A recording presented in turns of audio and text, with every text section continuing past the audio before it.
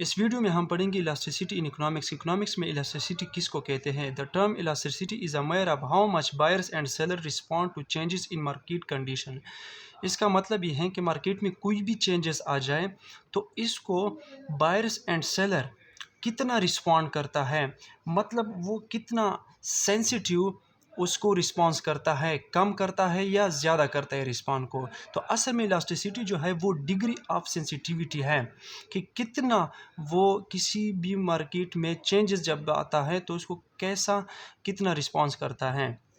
ठीक है, for example कोई अफ़गानिस्तान का एग्ज़ाम्पल ले ले, वहाँ पे वॉर है। ठीक है, तो क्या क्या होता है कि अमेरिका जो है वो ऑयल को इंपोर्ट करता है फ्रॉम सऊदी अरबिया। ठीक है, जब सऊदी अरबिया से ऑयल इंपोर्ट होता है तो वहाँ पे क्या होता है सऊदी अरबिया की मार्केट में कि ऑयल का जो प्राइस है वो बढ़ जाता है। ठीक है, तो लोग क्या करते हैं, जब ऑयल का प्राइस बढ़ जाता है तो लोग क्या करते हैं, उसकी डिमांड कम करते हैं ऑयल की।